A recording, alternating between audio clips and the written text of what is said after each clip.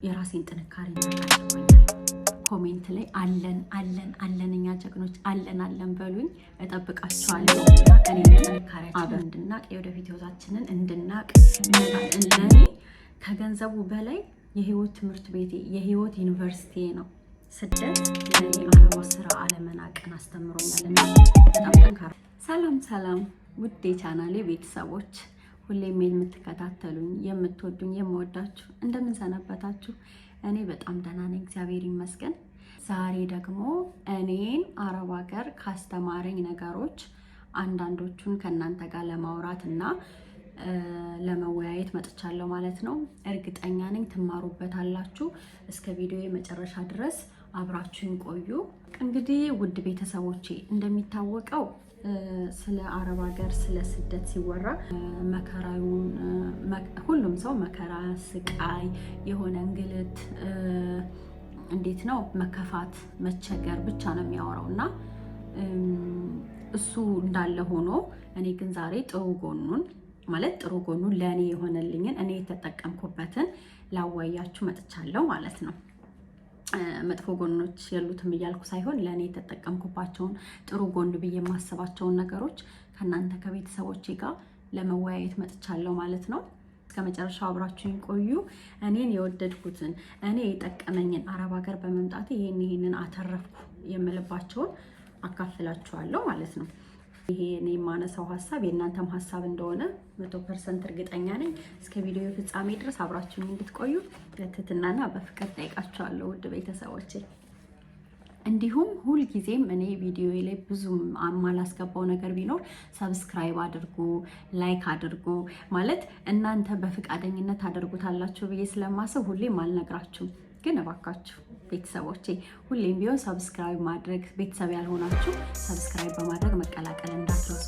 ቤተሰብ የሆናችሁ ደግሞ ላይክ፣ ኮሜንት፣ ሼር ማድረግ እንዳትረሱ እባካችሁ። የእኔ እድገት የእናንተም ነው እና ከኔ ጋር የሚኖረንን ቤተሰባዊ ትስስር ለማጠናከር የእናንተ ሼር፣ ላይክ፣ ኮሜንት ለእኔ ጥቅም እንዳለው ታውቃላችሁ። ስለዚህ ቤተሰቦቼ እሱን አትነፍጉኝም ብዬ በማሰብ ብዙ ጊዜ አላስቸግራችሁም፣ ብዙ ጊዜ ቪዲዮ ላይ አላካትተውም፣ ግን እንደሚያስፈልገኝ ደግሞ እናንተ ታውቃላችሁ። ስለዚህ ሼር፣ ኮሜንት፣ ላይክ፣ ሰብስክራይብ ማድረግ እንዳትረሱ እሺ። ውድ ቤተሰቦቼ እንግዲህ እኔ መጀመሪያ በጣም የተጠቀምኩበት በቃ አረብ ሀገር መሆኔ በጣም ጠቀመኝ ብዬ የማስበው መጀመሪያ ራሴ ከመንፈሳዊ ህይወቴ ጋር እንድገናኝ አድርጎኛል። ያ ማለት ምን ማለት መሰላችሁ? መንፈሳዊ ህይወቴ ላይ እኔ አገር ቤት እያለሁ ጠንካራ አልነበርኩም። ማለት በጣም ፈጣሪን የምፈራ ሴት በሆነም እግዚአብሔርን እፈራለሁ፣ ግን ደግሞ ጠንካራ አልነበርኩም እና ከስደት መጀመሪያ የተማርኩት በቃ እንኳንም ተሰደድኩኝ፣ እንኳንም ሰው ሀገር ሆንኩኝ፣ እንኳንም ይሄንን ህይወት አየሁኝ ብዬ እንዳውቅ ያደረገኝ እግዚአብሔር ከኔ ጋር መሆኑን ያወቅኩበት ቦታ ስለሆነ ነው። እግዚአብሔር መቼም ሁሌም ቢሆን የትኛውን ብንሰደድም ሞተንም እኮ እሱ ጋር ነው የምንሄደው አይደለም። ስለዚህ ያንን ነገር ያወቅኩበት ቦታ ስለሆነ ስደትን ከወደድኩበት የመጀመሪያው ፓርት እውነቴን እንምላችሁ ፈጣሪን እንዳቅና መንፈሳዊ ህይወቴ ላይ እንድጠነክር እንድበረታ ስላደረገኝ በጣም ደስተኛ ነኝ። በጣም እንደበደልኩት እንዳጠፋው ሁሌም ቢሆን እሱ እየተከተለኝ የሚሄድበት የምጓዝበት ቦታ ሁሉ እሱ እየተከተለኝ አብሮኝ እንደሆነ ሳቅ ስደትን ወደድኩት እውነት። እና የመጀመሪያው እግዚአብሔርን እንድናቅ ያደርገናል። በቃ ፈጣሪያችንን እንድናቅ ያደርገናል። እና የስደት የመጀመሪያው ኳሊቲ እሱ ነው። የተለያዩ ሀገራት ባህል፣ ወግ፣ ቋንቋ፣ የምግብ አሰራራቸው፣ ሙያቸው፣ ተሞክሯቸው ብዙ ነገር እንማራለን። ለምሳሌ እኔ ያለሁበት ቦታ ቆንጆ አረበኛ ቋንቋ ተናጋሪ ሆኛለሁ። ቋንቋ እንማራለን። የተለያየ ዓለም አቀፋዊ ምግብ አሰራር እንማራለን። እና ሌላው ደግሞ ምን መሰላችሁ? ለገንዘብ ያለንን ቫልዩ፣ ለገንዘብ ያለንን ቦታ እንድናቅ ያደርገናል። እኔ ስለ ራሴ ነው ሁሌም እንደምላችሁ ስለ ራሴ ነው መጀመሪያ ነገር ከራስ የሚጀምረውና ስለ ራሴ ነው መጀመሪያ የምነግራችሁና እኔ ሀገር ቤት እያለሁ የማገኘውን ሳንቲም ዝም ብዬ ነበር የማባክነው። ዝም ብዬ ማለት ይሄ ይጠቅመኛል ይሄ ይጠቅመኝ ምናምን አልልም እና ዝም ብዬ አባክን ነበረ። ግን እዚህ ቦታ ላይ ግን አሁን ግን ገንዘብ በጣም ጠቃሚ እንደሆነ፣ እንዴት ተለፍቶ እንደሚመጣ ዋጋዬ ናት፣ የላቤ ዋጋ ናት። እያንዳንዷን ሳንቲም እንዲህ ከላቤ ጠብ አድርጌ ነው ያመጣዋትና እያንዳንዷን ሳንቲም እንዳገናዝብ የገንዘብን ትርጉም እንዳቅ ነገ ዛሬ የማጠራቅማት ገንዘብ ዛሬ የምሰራት ገንዘብ ለነገ ህይወቴ መሰረትና መሰላል እንደሆነ እንዳቅ አድርጎኛል። እኔ አሁን እዚህ የምሰራውን ገንዘብ ዝም ብዬ አልባሌ አድርጌ አላባከንም። ኢትዮጵያ ውስጥ እንደማደርገው አላደርግምና ያ ነገር በቃ ስለ ገንዘብ ቫልዩ እንዳቅ አድርጎኛል። ይሄንንም በስደት ነው ያወቅኩት ማለት ነው። ሌላው የሰው ጥቅም እንድናቅ ያደርገናል። ሰው ማለት ሰውን ስትርቁት ነው በእርግጥ ጥቅሙ የሚታየው። ግን በቃ የእናት ፍቅር፣ የአባት ፍቅር፣ የቤተሰብ ፍቅር፣ የእህት የወንድም የጓደኛ ፍቅር፣ የሀገር ፍቅር አልፎ የዚህ ሁሉ ፍቅር የሚገባን ወጣ ስንል ነው፣ ከሀገር ስንርቅ ስንሰደድ ነው። እና የሰው ጥቅም እንዲገባን ያደርገናል።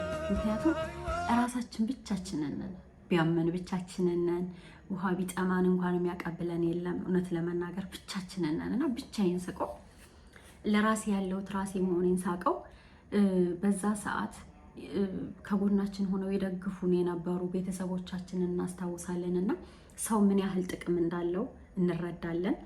የሰው ጥቅምንም እንማራለን ማለት ነው። እና ከተማርኩት ነገር አንዱ የሰው ጥቅምንም እንረዳበታለን ስደት።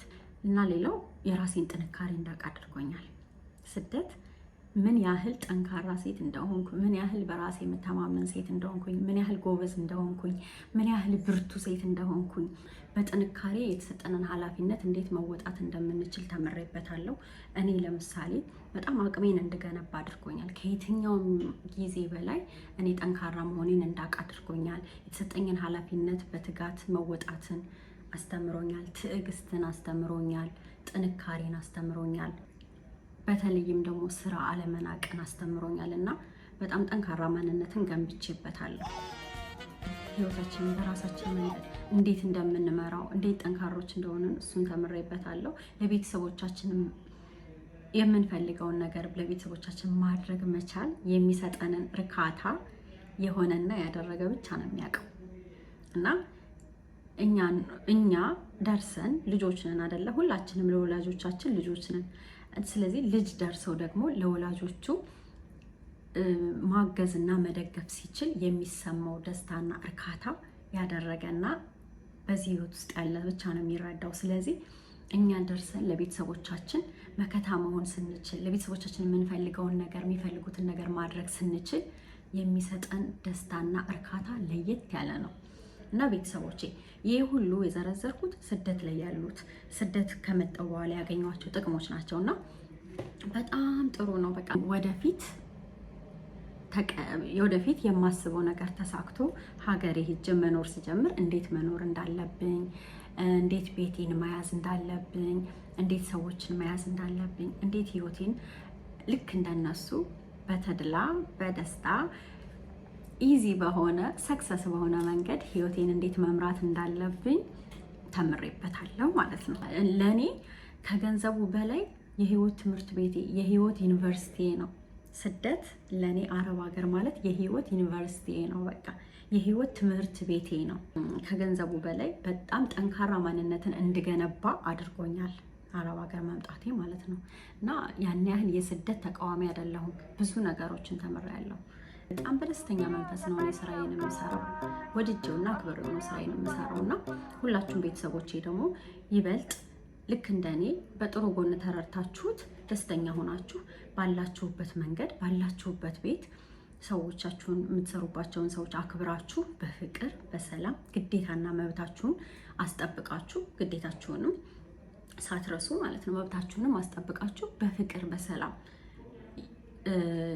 ለመስራት የምታስቡትን ጊዜ በፍቅር በሰላም እንድትሰሩ እህታዊ ምክሬን እለግሳችኋለሁ ማለት ነው። ምክንያቱም ሁላችንም አንዴ መተናል። አንዴ ከመጣን በኋላ ደግሞ ሰክሰስ ነን ወደ ሀገራችን መመለስ ያለብን። ስለዚህ ሁላችሁም በደስታ በሰላም በቅንነት በታማኝነት አገልግላችሁ ከዛ ደግሞ የሚገባችሁን ነገር አግኝታችሁ ደስ ብሏችሁ ወደ ሀገራችሁ እንድትመለሱ ምኞቴ ነው። ግን የእውነቴን ነው የምላችሁ። ጥሩ ነገሩን ብቻ ካሰባችሁት እንደ ስደት አስተማሪ፣ እንደ ስደት ፍቅር የሆነ እንደ ስደት ፈጣሪያችንን እንድናቅ፣ ቤተሰባችንን እንድናቅ፣ ጥንካሬያችንን እንድናቅ፣ የወደፊት ህይወታችንን እንድናቅ፣ ነጋችንን መስመራችንን እንድናስተካክል የሚያደርግ እንደ ስደት በጣም መልካም ነገር የለም። እውነቴን ነው የምላችሁ እና እስካሁን ስለዳመጣችሁኝ፣ ስለሰማችሁኝ፣ ሀሳቤን ስለተጋራችሁ አመሰግናለሁ። የእናንተን ሀሳብ የእናንተን ኮሜንት እፈልጋለሁ። ውድ ቤተሰቦቼ፣ ውድ የአረብ ሀገር ጠንካራ እህቶቼ፣ ወንድሞቼ፣ በስደት ላይ ያላችሁ ጠንካራ ማንነት የገነባችሁ ልክ እንደ እኔ ጠንካሮች ኮሜንት ላይ አለን እኛ ጀግኖች አለን በሉኝ። እጠብቃችኋለሁ። እኔንም አበርቱኝ፣ ቻናሌንም አሳድጉልኝ እና ሁልጊዜ እወዳችኋለሁ። መልካም ጊዜ ይሆንላችሁ። በሌላ ከህይወቴ በተማርኩበት እናንተንም ደግሞ ከእናንተም ሀሳብ ደግሞ ተነስቼ ደግሞ ያው ስም ሳልጠቅስ ማንነት ሳልጠቅስ ግን ደግሞ ይሄንን ኮሜንታችሁን ከማነባው ነገር ላይ ተነስቼ ደግሞ አንዳንድ ሀሳቦችን አንስቼ በዚሁ በስደት ዙሪያ ሌላ ቪዲዮ ይዤ እስክንገናኝ ድረስ መልካም ጊዜ ይሆንላችሁ። ወዳችኋለሁ፣ አከብራችኋለሁ። ትናፍቁኛላችሁ። ባይ